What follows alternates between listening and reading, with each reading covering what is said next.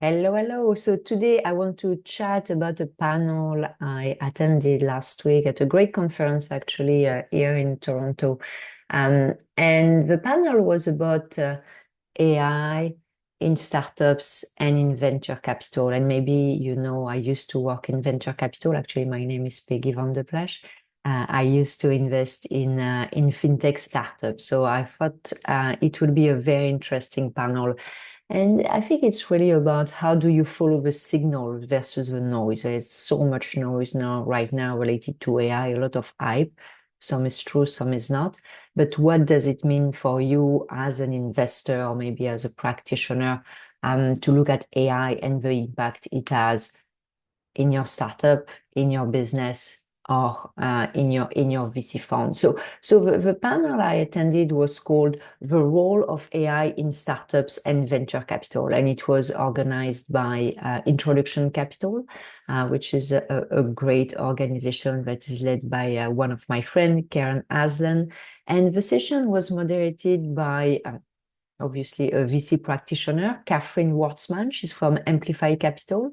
And the conversation was really, like sharp and candid as you want, So Eva Lau from Too Small Fish Venture was on the panel, Matt Cohen from Ripple Ventures, and Peter Shi from Mavericks Private Equity. So, I really, really like to think about AI as the way it reshapes the way companies operate and really how it redefines the fundamentals of venture capital, of entrepreneurship, but also about how it reshapes business building, because things have changed quite a bit in the last 5-10 years in the way businesses, startups are built thanks to AI. So again, AI, that is not new, but the acceleration is really undeniable. And I mean, right now, the only thing people are talking about is tariff, but the second topic is usually AI when it's not the first one. And I would say AI has long been in the toolkit of organizations in the financial services space, in the media space. I was in financial services and banking for a long time. I mean, process automation, there is nothing new. Eva was mentioning Wattpad because she co-founded Wattpad with her husband, and she was mentioning that as back as 2012, we were already analyzing millions of data points using AI. What I saw in banks is that we were using AI models to help us with credit scoring, fraud detection. But again, today, the shift isn't really about the tools. It's really about the speed of deployment, really the ubiquity of the applications, but also the expectations from both now the customers and the investors. So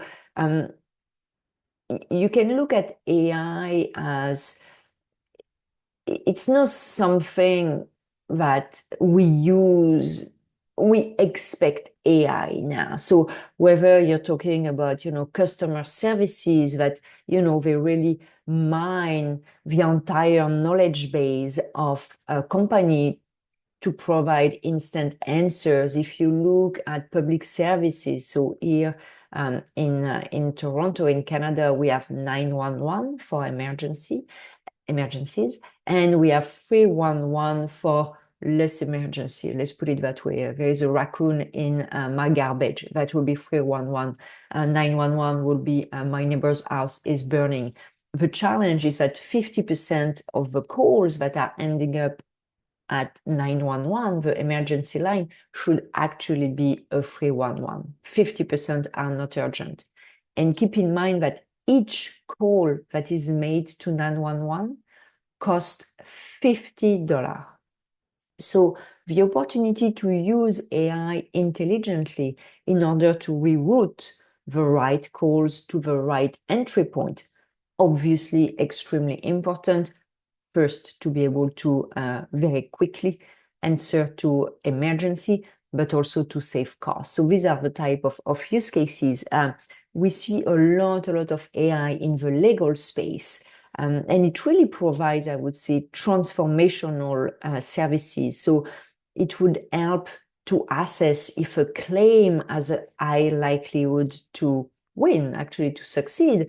And then it helps deciding, are you providing financing for that claim, assuming the client cannot offer the legal costs because there's a high chance that the client's going to win.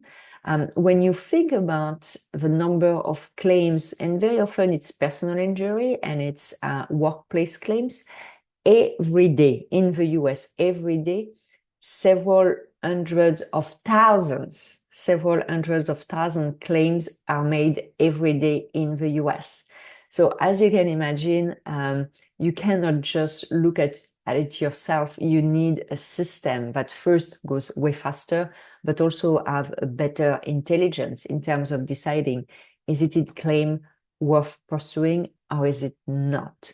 So again, process automation is and was the foundation of AI, but now we're really looking at this idea of predictive insights. That's really where the value emerges from AI. So let's take about venture capital.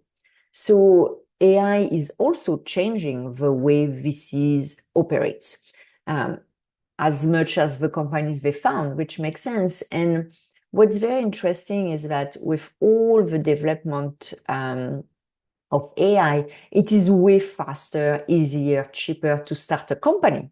So now when a VC had to choose between a 1 to 10 or a 1 to 100 bet, now they have to choose between a 1 to 5,000 bet, because so many more companies are started, because the entry point, the barrier to entries are now extremely low. So this ability to prototype extremely fast, you can see that the due diligence process for VCs has to be accelerated and has to be automated so they can themselves stay competitive. I mean, it's always the same game. So if you look at the four areas of the VC world, so it's sourcing, it's due diligence, executing the deal, obviously, and portfolio monitoring. But I mean, entire VC workflow can now be partially or at least actually fully AI powered. And obviously, that is a strong opportunity for VCs to be more efficient, to save costs, to hopefully improve their ROI. As always, it means they're going to themselves be disrupted by the companies they're funding. So actually, Matt Cohen on the panel made a joke. He said, we don't invest in companies that displace us. And it was a bit tongue-in-cheek, but that's the reality. As an investor, are you also yourself becoming actually obsolete with the rise of AI? So when you look at so many entrants that are building in AI, how do you spot the signal in the noise? So here are a few key factors. So first, is the problem real? And that has actually always existed. Is it a solution looking for a problem? Hopefully not. So is the problem real? Is the timing right? That has always existed as well. Solution that is too early or too late doesn't really bring much value to the marketplace.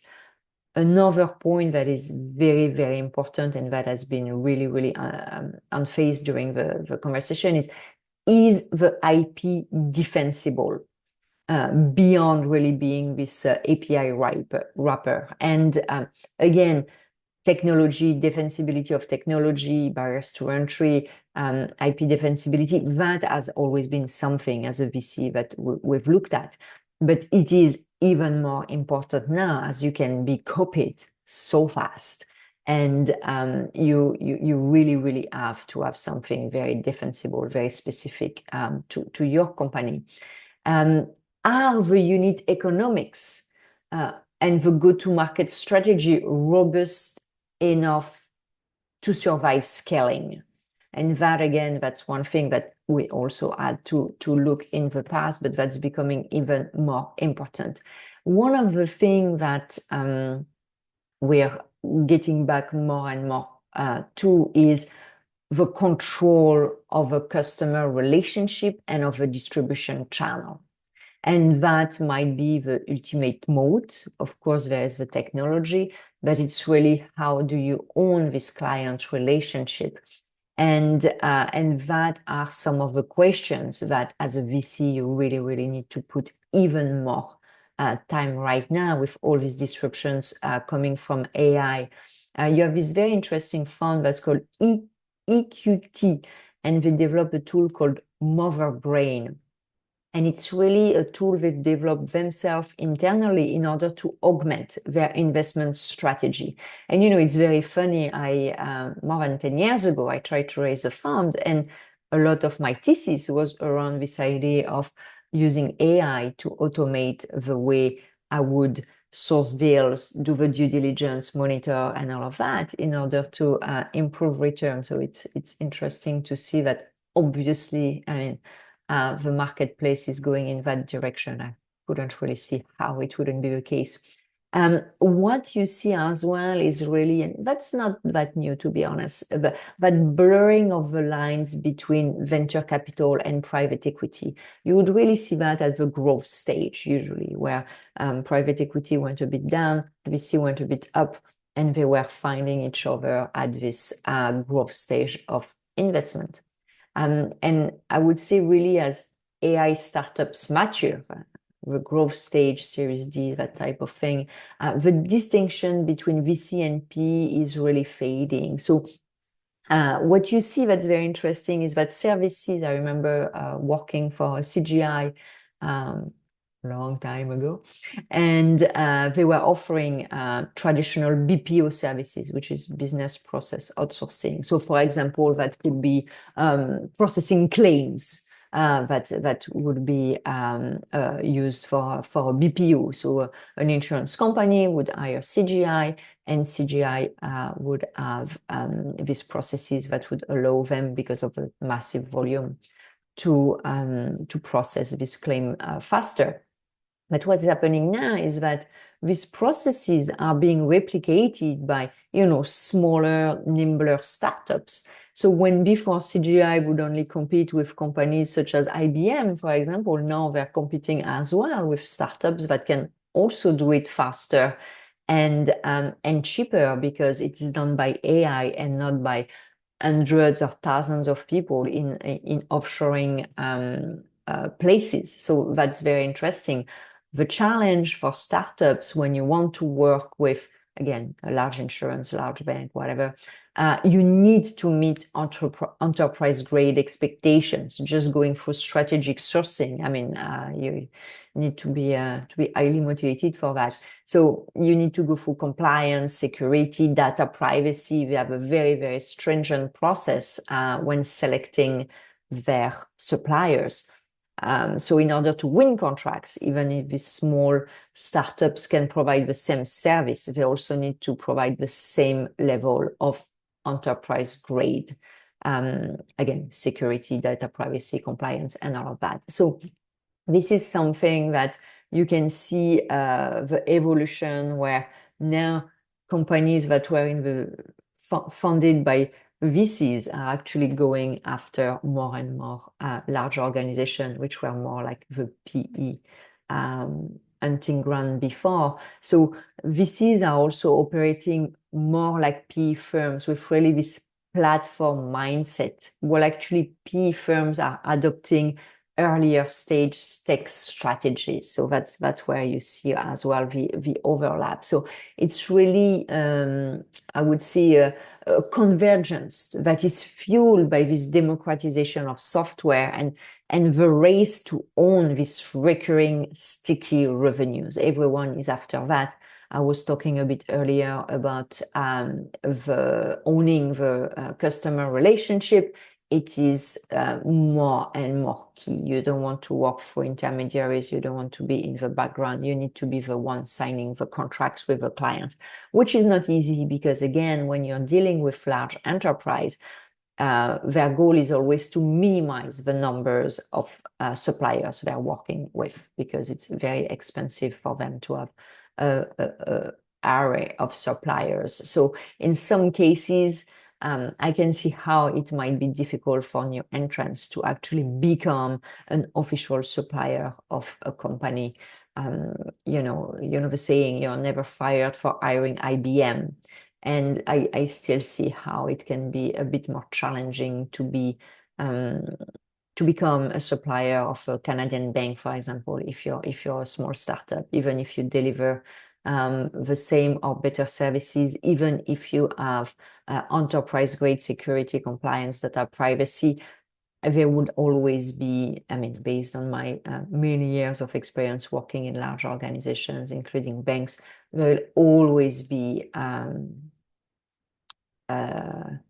preference towards large and established organization. It's just no one wants to lose their job by betting on small organization. That's always been one of the hurdles for startups. So what were the emerging trends that were discussed, these emerging trends that are really shaping the future of AI in businesses? So some of the most exciting developments were edge computing. So edge computing is really seen as becoming vital. And what's very interesting is that more and more companies want on-premises AI. And this is for privacy, and this is for cost control. So you're seeing a bit of a change from having everything elsewhere in the cloud. The second thing you're seeing as well is generative SEO. And we talk about that. You can see, like, for example, ChatGPT, and all of that is also changing the way we look at website, because it's not so much about websites anymore. It's more about what do you have in these different tools. Because if now people are making their search on ChatGPT as an example, or Gemini or whatever, versus on Google or Yahoo, well, you're not going to be pointed out to a website. You're going to be pointed out to an answer. So you really want to have this generative tool to have information on you, your company, what you're providing, because your website is not really going to be shown anymore. So, the way we think about websites have to be changed. Now you really need to have dynamic AI optimized content, actually. So it's really changing as well the game in that content. AI in manufacturing, so that's really moving, I would say, from aspirational to operational, using predictive analysis, using real-time optimization. So that's one of the big change as well. We talk about AI designed chips, or what you call ASICs, to reduce the time and the cost to actually create powerful hardware that is optimized for machine learning. So that is something that's important. You'll think about NVIDIA. And actually, in the near future, you might not even call it AI anymore. It's just going to be the way you do business. And I think that's something I've been a big proponent for a while, which is, let's stop focusing so much on the tech, as if it was the most important thing. It's the same way you went from a phone that was with a cord, to a phone with one cord, to a cell phone, to a smartphone. Well, it's just that every 10, 15 years, there is an evolution. So I think it's just the way modernity happens. So I always find it interesting to have such focus on the word AI. It's as if you had a chief email officer in an organization. Well, of course not. We all expect that we will communicate through chat, through email, and there's not a need for a specific service to manage that. So we also spoke during this panel about the risks linked with AI and the urgent need, for trust. And I mean, no conversation about AI is complete without addressing risks. That's the reality. So from, hallucinations in LLMs to misinformation campaigns. So, for example, the election is in Slovakia, where a recent case, the stakes are really rising because AI is becoming more and more powerful, And so the bad actors that are using it and manipulating it for their own agenda are also becoming more and more powerful. And it was also talked about hijacking actually AI. Think about like your Tesla car being hijacked and suddenly going at 90 kilometers an hour at every red light. Well, that's the type of thing that technically in theory could happen. So responsible AI, data integrity, social engineering safeguards, these are not optionals. It's essential in order to build trust in this next era of AI. We didn't really talk about this transhumance trend, this idea of, okay, we're all going to have chip or, a phone in our hand and we're going to be augmented by technology and by AI. But that is one topic of conversation I hear more and more, actually, especially with all the obsession from our tech luminaries in Silicon Valley with longevity and not dying. No, that's another topic. So what I really loved with this panel is that it was very grounded and thoughtful, like it was not like, ooh, AI hype that you hear sometimes that has really like gone on my nerves so far. It's really about like economic reality, strategic focus, long-term defensibility, again, today, tech is being more and more commoditized, it's just the reality. So the success is really hinging on solving real problems in the real timing, so let's stop focusing so much on tech. What is it doing for me? Tech is my tool, it's my employee, it works for me. I think for a while, at least that's what I saw when I was in VC, which annoyed me a lot, to be honest, was like, tech was the god. No, tech is not the master. Tech is the employee. So you really want to look at that when you're building a business in order to withstand, like the next wave of disruption, because there is always a next wave. So again, very good panel. As I said, it was the conference organized by Karen Aslan of Introduction Capital. She had every year she has a full day conference for private markets. Very, very interesting. And this topic was really a great reminder, a timely reminder that while AI is accelerating everything, I mean, the fundamentals still apply. The timing, the team, the traction, the trust, that has not gone the window. Again, AI should be a tool, not the master. So thank you so much for listening. Again, my name is Peggy van de Plassche. You can find more information on me on my website, peggyvandeplassche.com. And thank you so much for listening. Please share and comment so other people can benefit from that and of your own thoughts on that. I'm curious to see what you're thinking. So thank you so much and have a great day. Bye bye.